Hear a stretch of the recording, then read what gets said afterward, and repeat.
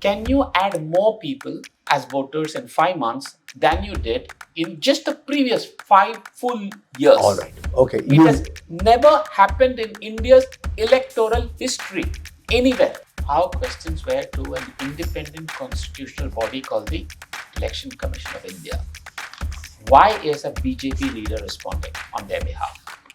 The government of India brought in a law And to change it. What did they do? They kicked out the Chief Justice and said any minister of the choice of the Prime Minister. That's right. And surprise, who does he bring? The Home Minister Amit Shah.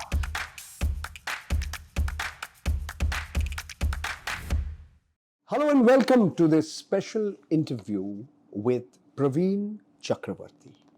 He's a spokesperson of the Indian National Congress. He is the chairman of the All India Professionals Congress at 52 years. For the last several years, he's headed the Congress Party's data analytics department, has earlier been a political economist and even an investment banker in Wall Street, New York. Thank you so much, Praveen. The topic of discussion is the recent controversy that followed Rahul Gandhi's article in the Indian Express on the 6th of June. And this was followed by rejoinders by the newspaper itself, as well as the Chief Minister of Maharashtra, Devendra Fadnavis. The short point is, what Rahul Gandhi said was a repetition of what he had said at a press conference on the 9th of February. And the Election Commission had responded earlier to the same allegations leveled by the Congress Party in the form of a 66-page note that was submitted on the 24th of December. The question, why are we going back to these allegations? Why are we going back and forth to these allegations at this juncture in the middle of June? Simple answer to that is the questions are serious in nature and there have been no answers forthcoming. It's as simple as that. I think all the things that you referred to in your question about purportedly a response, a 66-page response from the Election Commission, let me give you the chronology of it. On the 3rd of December 2024, soon after the Maharashtra elections, we raised a certain set of issues about an abnormal, dubious, and a sudden increase in the number of voters in Maharashtra.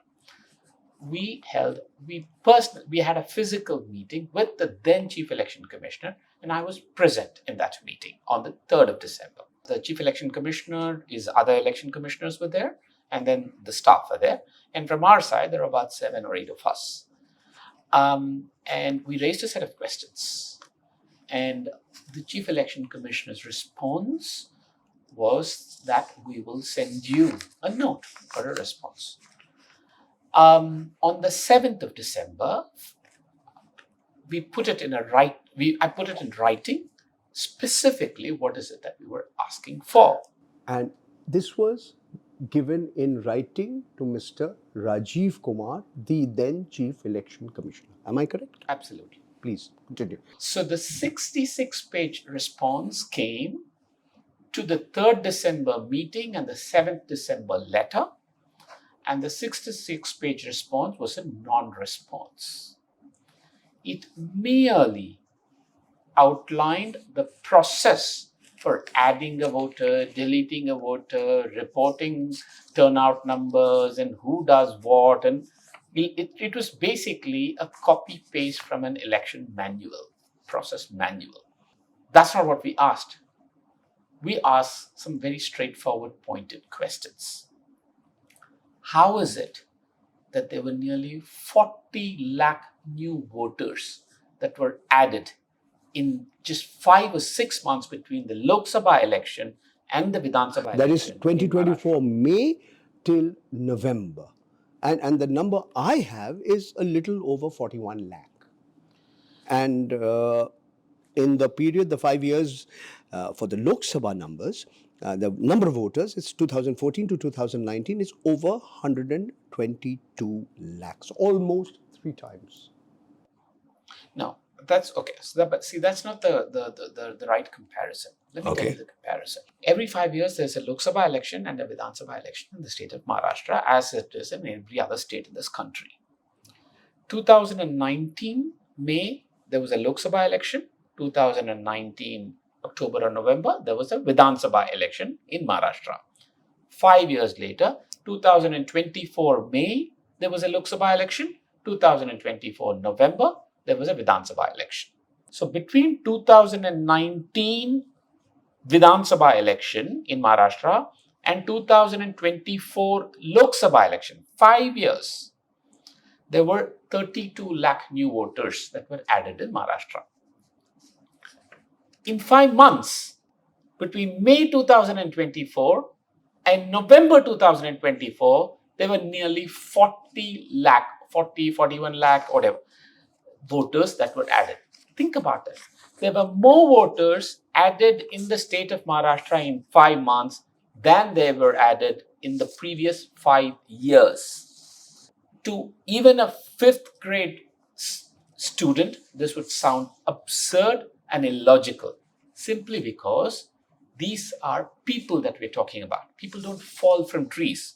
They're not statistics that go up and down. Bharatiya Janata Party, the Chief Minister of Maharashtra, and even newspapers like the Indian Express have argued that this is not out of the ordinary, this is not unusual, whereas you are saying it is out of the ordinary, it is most unusual.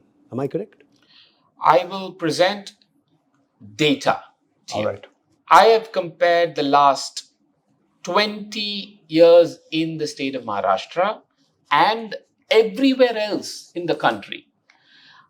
It's just a very simple logical question. People don't need to know numbers. Can you add more people as voters in 5 months than you did in just the previous 5 full years? All right. Okay. It has never happened in India's electoral history anywhere. Okay. That's how abnormal it is. All right. Let me move to another point. One of the points that has been made by your party, the Congress Party, and others as well, is that the adult population of Maharashtra, that's people above the age of 18 on the 1st of January 2024, was approximately 954 lakh. And the number of voters on the electoral rolls is more than that. It is 970 lakhs. Now, we haven't had a census. That's another subject altogether. But these are guesstimates or projections of the population of Maharashtra, or the people in Maharashtra who are eligible to vote. And it's a very, very serious allegation that the number of voters is more than the number of people who are eligible to vote. Correct. So it is not the Congress Party that is saying this. 9.54 crore adult population above the age of 18 in the state of Maharashtra in 2024 is an estimate by a population report by the Ministry of Health and Family Welfare of the Union government, which is the Narendra Modi's government.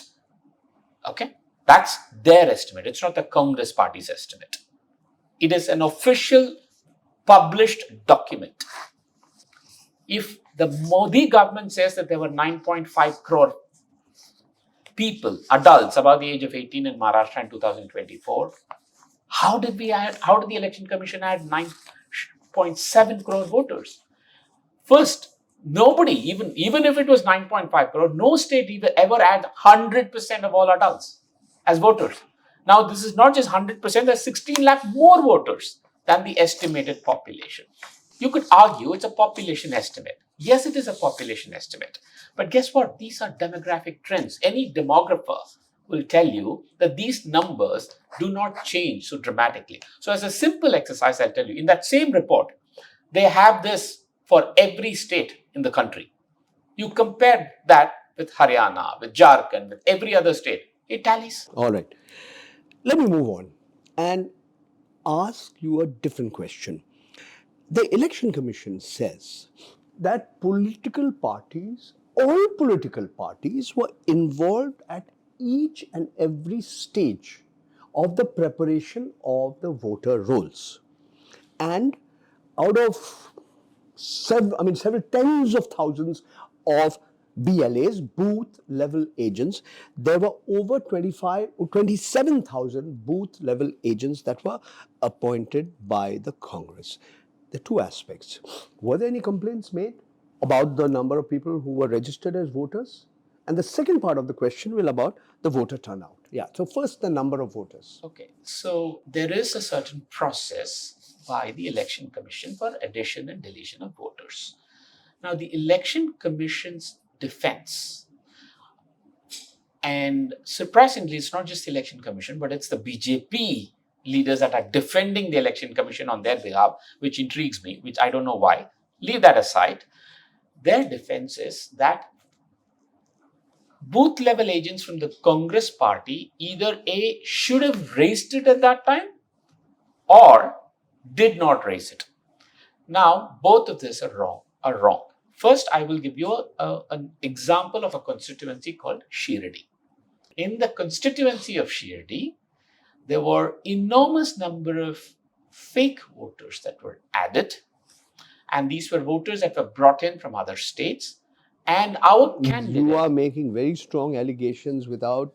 Do you have any proof? So that is what I'm coming to. Okay. Our candidate has actually submitted a written complaint at the time of election. She has submitted a written complaint with the officer there, with video evidence, where she's gone and asked those some of these college students, do you have Aadhaar in Maharashtra? Are you a resident of Maharashtra? Are you a voter here? And they do not. So it's not just a loose allegation, there's a video evidence. And this was raised right at that time. Okay. The second question is, I think we have to step back a little bit on this. I hear this a lot, saying, what was the Congress party's organization doing while this was happening? Now, were you sleeping on the job? The Congress party's organizational strength or lack of it aside, let me give you an example. Let's say there's a theft in your home and you go and complain to the cops. What if the cops turned around and said, it's not my problem, your security guard was sleeping? I mean, it is as bizarre as this. As a cop, do you or do you not have a responsibility? Does the Election Commission of India not have a constitutional responsibility for fair elections in this country? Or have they outsourced it to all political parties? If the political parties have to defend fair elections by themselves, why do we need an independent constitutional body called the Election Commission of India? This is exactly what Dr. B.R. Ambedkar in the Constituent Assembly debates at the time of setting up of the Election Commission said very categorically, we need an independent election commission. Now, 1 minute. I'm taking a few steps back. Because what Mr. Devendra Fadnavis, the Chief Minister of Maharashtra, is claiming, that between 2014 and 2019, yes, there were 63 lakh new voters. So what? 2009 to 14, there were 75 lakh new voters. Nothing extraordinary. He claims, I'm giving you numbers from his article in the Indian Express. 2004 to 2009, 1 crore new voters. So what's unusual? And then he says, between the assembly and the Lok Sabha polls, usually the vote share goes up during the assembly elections. It was 5% more in 2004, 4% more in 2009, 3% more in 2014, 1% more in 2019, and 2024 by about 4%. These are Mr. Fadnavis's numbers printed in a newspaper called the Indian Express. First, our questions were to an independent constitutional body called the Election Commission of India. Why is a BJP leader responding on their behalf? We never asked the BJP this. That's number one. Number two, it's very clear to me that Mr. Fadnavis or whoever wrote that article for him does not quite understand statistics of population numbers or trends. The question that we're asking is very simple. You add 40 lakh voters in 5 months. You add 32 lakh voters in 5 years.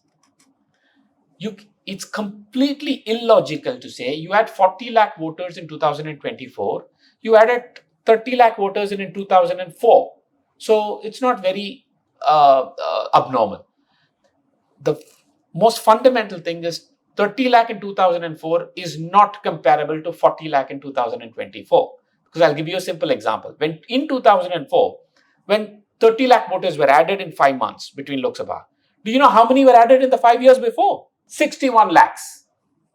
61 lakhs. So please understand the context of these numbers. 40 lakh were added, which were more than what you added in the previous 5 years. So anytime somebody points out another year where there were 40 lakh, find out how many were added in the previous 5 years. I guarantee you it would not be lower. There's been another criticism of Rahul Gandhi's article that was published in the Indian Express on the 6th of June. And some people claim that you wrote it for him. I don't know whether that's correct or not. That is incorrect. All right, fine. But it has been said that he compared apples with oranges. He compared provisional figures with final figures, and therefore the comparisons are not valid. This was one of the allegations made. Would you like to respond? See, the voter turnout process, I think it's all there in the public domain, the numbers that were cited. So I don't think there's anything more for me to say on that. All right. Praveen, this is really the another very contentious issue, that on the 20th of November 2024, the day of voting, the provisional figures that were given at 5 p.m., which was 58.22%, and when the final figures came the following morning, it jumped up by more than 8%, 66.05, no, a little under 8%, more than 7.5%, and nearly 76 lakh additional votes were counted. And many people are arguing that, so what, and what has been alleged is that there were 12,000 booths in 85 Vidhan Sabha seats. And if you take it booth-wise, 600 votes, new votes per booth after 5 p.m. And people saying it's not possible. It's not possible. That's what people are alleging, but what has been alleged on the other side, that's the BJP and others, he said, no, it is very much possible that the number of people who can vote and the number of people who can vote in an hour is being played around with. So I'm not really sure. I'm very confused as to what is the actual situation on the ground. See, and I think that is almost all deliberate. I think this the confusion is very deliberate to distort and distract from the main argument. And I think we're all missing the trees for the woods here. You have to take a step back, Paranjoy. What are we talking about here? We're talking about some basic facts. What are the basic facts? Were there more voters added in 5 months than in the previous 5 years? Yes or no? The answer is a categorical yes. Is that bizarre and illogical? Yes. Now, how is it that there are 16 lakh more voters than the estimated adult population by the government of India? All right. Number 4, this is where it's important. You had an election in Maharashtra in exactly the same constituencies with exactly the same political alliances, formations, just 5-6 months ago. Okay, no, you made this point. After that, after that, in 6 months, in the Lok Sabha election, the exact BJP alliance actually does pretty poorly. In 5 months, what happens is, I'll tell you what, the BJP alone wins 90% of the seats it contested. 89%. Exactly. 132 seats out of 149 Let me tell you candidates how abnormal it is. Okay. Do you know something? Yes, it was against this 5 months earlier. It was 32%. Correct. The strike rate of 90% for a sitting government is unheard of in India's electoral history. How do you go from actually losing to shattering all sorts of records in India's 70-year electoral history by winning 90% of the seats? Were people in absolute love and adulation? The last time I checked, Sachin Tendulkar or Amitabh Bachchan did not contest for the BJP. What happened there? And one particular group of people in a Vidhan Sabha constituency in Sholapur, they were also very suspicious. They wanted to have their own informal internal election, but the authorities in Maharashtra, the Maharashtra government, just said no, you can't do this. Only the election commission is authorized to conduct any kind of election. So they just stopped them. Exactly. So what I'm constantly trying to do here is I'm pointing out some absolutely bizarre anomalies, abnormalities, and I'm asking for an explanation. All right, got you. Whether it's voter turnout, this, that, I don't care. I want the election commission to explain. All right. Now, let's look at one specific constituency, that's Kamthi. The Indian National Congress, the candidate, Suresh Yadav Rao Bhoyar, he has not filed a petition.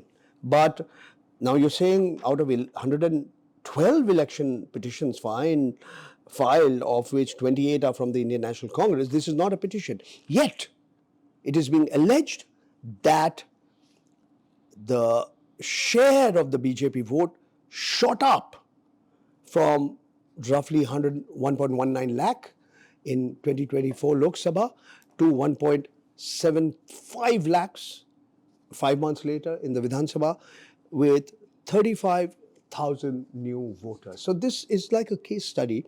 The question is, let's assume all these numbers are correct. Why has Mr. Bhoyar not filed an election petition if he really thinks that there was some sort of a manipulation that took place? Okay, so since you brought up one particular constituency, I'll tell you that was cited as an example, and I'll tell you what is specific to that constituency. In the Lok Sabha election held in May in Kamthi, the Congress wins a certain number of votes, the BJP alliance wins a certain number of votes, which is lower, and the Congress wins that election in Kamthi. 5 months later, the Congress in the Vidhan Sabha election, the Congress gets the exact same number of votes, or little more also. A little more. Little more. Okay, so it got more votes than it did 5 months before, and 5 months before it actually won that seat. 5 months later, the Congress gets exactly this. So basically, what am I saying? The same number of people in Kamthi who voted for the Congress in the Lok Sabha election came and voted for the Congress in the Vidhan Sabha election. There was nothing that changed. Praveen? How did you win there and lose here? Okay. Because new voters came and voted for the BJP. Praveen, Mr. Fadnavis, the Chief Minister of Maharashtra, says there is nothing unusual. He said the same thing happened in Madha, in Vani, in Srirampur, where the candidates opposed to the Mahayuti coalition led by the BJP, that is the Mahavikas Aghadi coalition.